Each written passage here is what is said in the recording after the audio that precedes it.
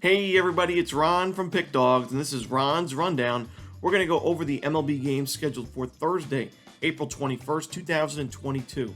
Now, if you like what you see, make sure to hit the thumbs up button and subscribe to our channel. And don't forget to leave a comment down below with what your picks are for the baseball games for Thursday. Now, if you're looking for my best bets or best bets from some of the top handicappers in the world today, be sure to check out the Premium Picks tab at pickdawgz.com. Alrighty, let's get into this one. Here are the games for Thursday, April 21st. For our first game on the board, we're going to go to the contest between the New York Yankees and the Detroit Tigers. Now, to be honest with you, I haven't been necessarily impressed with the Yankees' performances as of late. I don't think most people are either. We saw them struggle quite a bit at Baltimore, and the lineup to me is still not where it needs to be if the Yankees want any chances of winning that AL East division. With Jordan Montgomery on the mound, a left-hander in this one, I'm going to take a shot with the Detroit Tigers getting the plus money as the home team here. Detroit is a very good lineup against left-handed pitching. They're actually in the top 10 this season in team OPS against left-handers. And I do think they're going to be able to get to Jordan Montgomery early in this game. We know the Yankees have one of the best bullpens in baseball, but if this is a low-scoring game and most of the runs are scored early in the early innings, I like the Tigers' chances, so give me the Detroit Tigers getting the plus money on the money line here. Next up, we have the Chicago White Sox taking on the Cleveland Guardians. Zach Plesac and Dylan Cease are the projected starters for this one. Now, these teams are going to be playing for the third time in 2 days, as they did play a doubleheader on Wednesday. Now, in this matchup, we see two starting pitchers that have sub-2 ERAs to start the year through their first two starts of the season. I am a little bit more impressed with Dylan Cease's start. As you look, he's got 16 strikeouts in 10 2/3 innings. He's also not given up a single home run this year, which can't be said about Zach Plesac, who has gotten into a little bit of issues with the long ball this year. 2 home runs allowed in 11 innings of work. He also only has 7 strikeouts, which gives him a measly 5.7 strikeouts per 9 rating. That's not going to get it done as a starting pitcher, especially against a really strong White Sox lineup. And I think the White Sox get a little bit of revenge on the Guardians in this game and earn the win. I'm going to take the Sox on the money line on the road. Next up, we have the San Francisco Giants taking on the New York Mets. Anthony DeSclafani and Carlos Carrasco, the projected starters for this one. Now, I got to admit, I'm really surprised at how well Carlos Carrasco is looking on the mound this season. He struggled quite a bit with the Mets in 2021, and he also was not the sharpest in spring training of this season either. But, in his first 2 starts, he's only given up 1 earned run, 13 strikeouts in those first 2 outings as well. And, the only thing that worries me about him in this start, though, is the fact that those 2 games were against really weak lineups, the Washington Nationals and the Arizona Diamondbacks. I think the Diamondbacks have the weakest lineup in baseball right now. So now you're taking on a much tougher lineup in the San Francisco Giants, a lineup that was able to get after another red-hot pitcher in Tyler McGill, who, McGill gave up 4 earned and 7 hits in that outing. I think the Giants can get at Carrasco in this one as well. And on the other side, Anthony DeSclafani, sure, his ERA is above 4 to start the year, but I look at his numbers. He's got a good strikeout rate right now, hasn't given up a single home run, and he's only allowed 1 walk in 8 1/3 innings. That gives him a 1.61 FIP, which is where you want to be as a starting pitcher. I think the Giants are going to win this game behind DeSclafani in this one. We're getting plus money as of me recording this video right now. I got to take that plus money with the Giants on the money line. Next up, we have the Toronto Blue Jays and the Boston Red Sox.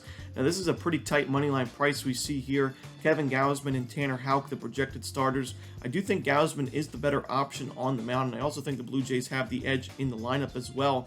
You look at Gausman, although his ERA is a little bit high at 4.22, he is getting a ton of strikeouts, missing a lot of bats this season, 11.8 strikeouts per 9 rating on the year thus far.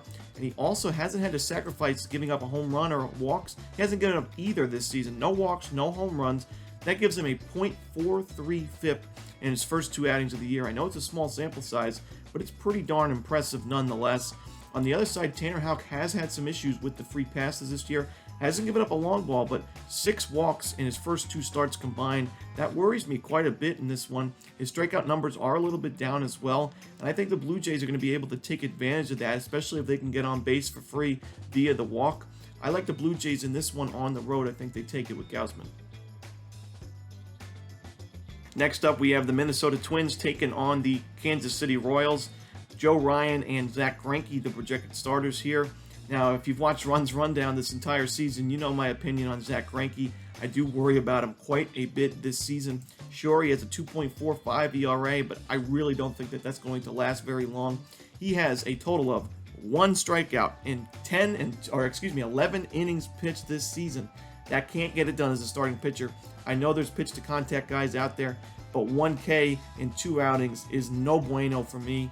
I know he hasn't given up a home run. The walks really haven't been an issue, but he's going to allow more base hits as we keep going. He got into a little bit of trouble in both of his first 2 starts this season and really didn't have to pay the price because his defense was able to bail him out. I think the Twins get to him here.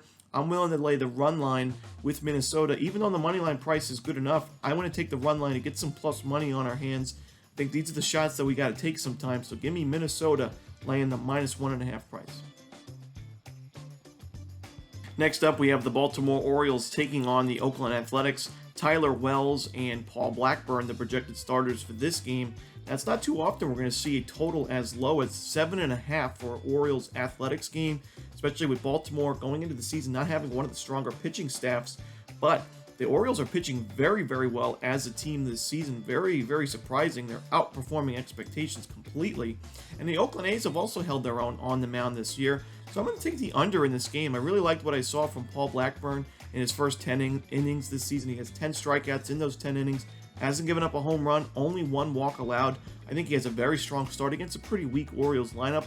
On the other side, Tyler Wells, he had mixed results in his first start. He has a 6.35 ERA because of it. But you know what? I think he's going to pitch well. He held the Yankees to no earned runs in his last start. And I think he can keep the A's bats at bay this one. Give me the under in the Orioles Athletics. Next up, we have the Arizona Diamondbacks taking on the Washington Nationals with Zach Davies and Josh Rogers, the projected starters. Now, in this game, I'm going to have to take the Nationals on the money line yet again here. I just have not been impressed with the Arizona Diamondbacks' offensive game plan. I mean, this is the weakest lineup in baseball, in my opinion. Their team batting average is well below 200. Not a lot of players in the starting lineup are batting above 200 this year. We've seen Ketel Marte struggle quite a bit this season. And, although the Nationals are nothing to write home about, I do think that there's the better team on both sides of the ball. Zach Davies, the projected starter for the Diamondbacks, he has a 1-to-1 walk to strikeout ratio. So every strikeout he earns, he also gives up a walk, which is not going to get it done. I think the Nationals have a very strong middle of the lineup with Soto, Cruz, and Josh Bell. Josh Bell playing great to start the year. And I think they can get to Davies in this one. So give me the Nats on the money line at home. Next up, we have the St. Louis Cardinals and the Miami Marlins going at it. Jordan Hicks and Pablo Lopez, the projected starters for this game. Now, I'm a big fan of Pablo Lopez, and I really like what I've seen from him already this season. Only 1 earned run allowed this year with 8 strikeouts and 8 1/3 innings, a 1-0 record, .97 whip as well. And, I think he's going to have another strong outing in this game, but I just can't pass up the value or the price that we're getting with the Cardinals in this spot. Cardinals have just dominated the Marlins in recent seasons, and I think they have the better lineup and the better bullpen as well. So if this game is close in the middle innings and Lopez is taken out, I really worry about the Marlins here, and I certainly wouldn't want to lay that price with them on the money line, even though they are the home team. I just think the Cardinals are the better team, so I just got to take the plus money with them on the money line. Not a game I'm rushing to bet here, but I think the value is with St. Louis. In our next game, we see the Pittsburgh Pirates taking on the Chicago Cubs at Wrigley Field. Now, I gotta admit, this is probably my least favorite game on the board in terms of betting-wise, and probably entertainment value as well. The Pittsburgh Pirates, although they've been pretty solid at home this season, they are really struggling on the road, and they did not look great on the road at Milwaukee this past series as well. The Chicago Cubs are going to be bringing Mark Leiter Jr. to the mound for this game, and he really struggled in his first start of the year. It was at Coors Field and against the Colorado Rockies, so maybe you can give him the benefit of the doubt a bit.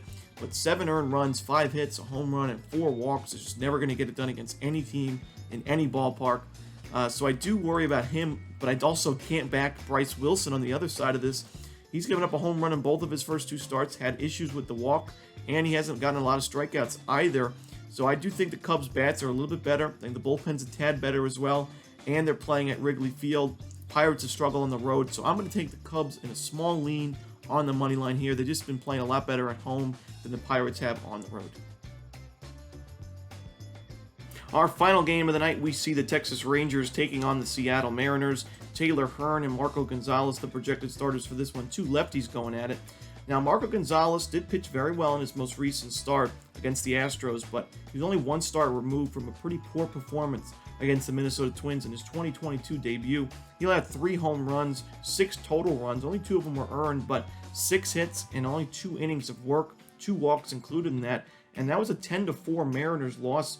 You know, the Rangers are top 5 in the league in team OPS against left-handed pitching so far this season, and Taylor Hearn, I don't think he's too bad of an option in the on the starting pitcher side. 4.7 ERA, sure, that's not ideal, and he has given up a good amount of base hits as well. But he has 10 strikeouts in 7 2/3 innings, hasn't given up a single home run, and he's only given up 1 walk in each of his first 2 starts. I think he's going to be able to keep the Rangers competitive, at least in the first few innings of this one. And the Rangers bullpen has been absolutely atrocious. I think it's the worst in baseball right now. So I don't want to touch the Rangers bullpen in this game. Give me the Rangers in the first 5 innings. I do think that there is some value with the Rangers early on in this game, but I can't trust them for a full 9. And that's it. Those are the games for Thursday, April 21st. Hope you enjoyed this video. If you did, don't forget to hit that like button and subscribe to our channel. And don't forget to put your picks in the comments section down below for the baseball games for Thursday. As always, this is Ron Romanelli. Good luck.